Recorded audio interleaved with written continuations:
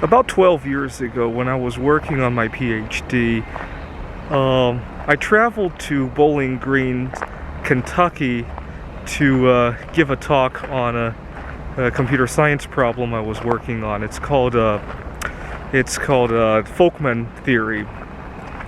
And while I was in my hotel room, I wanted to call my family, but I realized I had left my phone in the car. Now the problem with the hotel is that in Kentucky, you can imagine the smoking rate there is very high. Probably 50% of the people smoke there. So I didn't want to have to run past the front door again of that hotel. You know, it was very stressful every time running past all the smokers and holding my breath. And so I didn't want to get the phone. And we had a calling card.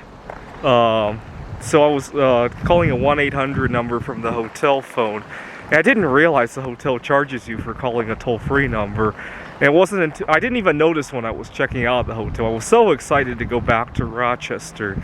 I'm not a big fan of the Midwest. And it wasn't until I got back to Rochester did I realize all these charges. It was a good $60-70.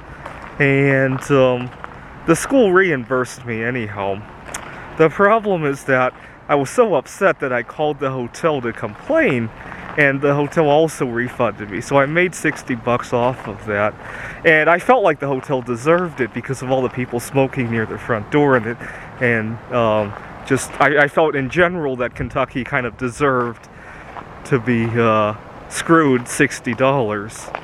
And it just goes to show that we got to enjoy these little moments while they still last, right? It will be a long time before anybody wants to touch the hotel phone, right? Nowadays, I probably just race past the smokers, and that's probably a lot less stressful than having to touch the hotel phone and then wondering how long I should wash my hands. And it'll be a long time before we even go back to a place like that again, right? A lot of hotels are going out of business. It just goes to show that as stressful as these little minor inconveniences are, it's better than not having the privilege of doing them in peace, right? Just like right now, right?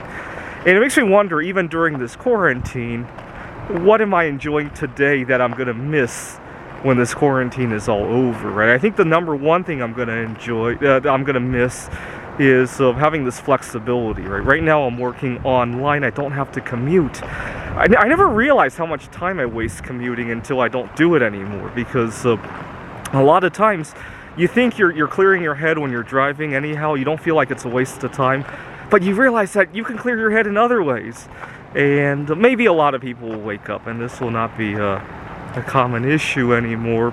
Although if nobody needs to commute, you have to wonder how bad the urban sprawl is going to be, right? I'm kind of guilty of that too, right?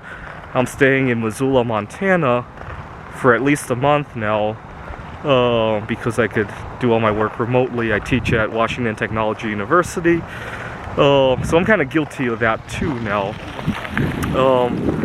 But every day I seem to think about something I did 5 years ago, 10 years ago, 15 years ago that was really stressful at the time, and I only wish I could go back, right? So it's making me aware of all the little things during the quarantine that I'm enjoying that I really shouldn't be taking for granted.